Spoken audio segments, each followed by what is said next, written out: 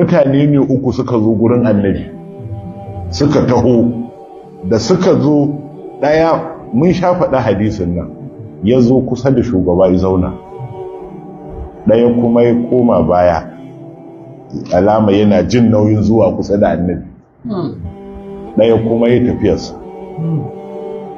Kuke zan ba ku labarin mutanen nan guda uku. Na farkon nan da izo kusa da ni ya zauna, awa ilallahi, kusa da Allah ya matso, ya taro kansa, tare da kullum yana cewa Abdullahi wa Rasulu. Shi ba Allah bane. Ruwan ne in an hada shi ba za ka iya tantance ruwan zartsi da ruwan daɗi ba. Ku ƙara himma kan annabi.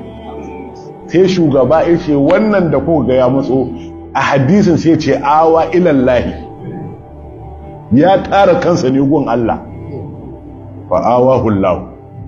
To yanzu shi ma Allah ya taro shi gurinsa. Sai ce shi ku na biyun istihaya, ya ji kunyar Allah, fastahayallahu min, shi ma Allah yana jin kunyar sa yanzu. Shi kuma wancan a arada ya kauda kansa ya tafi. Shugaba ya ce shi ma Allah ya kauce masa. To mutane su je su lissafa duka waɗannan abubuwa, su tara hankalinsu, ba a yi wa shugaba wasa, ba a kuma a yi masa rashin ladabi, ba a yi masa wasa, ba a yi masa rashin ladabi. Yani su kiyaye wannan. Kuma da duk abin da kake da'awa da shi a duniya, billahi allazi sai Allah ya karya mutum da wannan.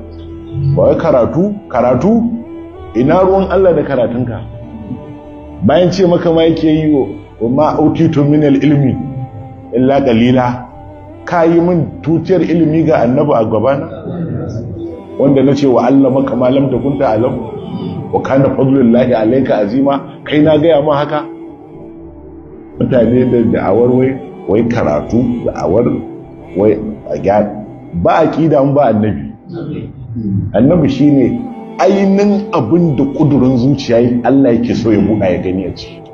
Yasa da faɗi wannan sai ce man yudi'ir rasula gada da Allah. In dai ka ba annabi magana ta gani. An ka faranta masa ya ji daɗi da kai, Allah ce ni ma na yarda da kai.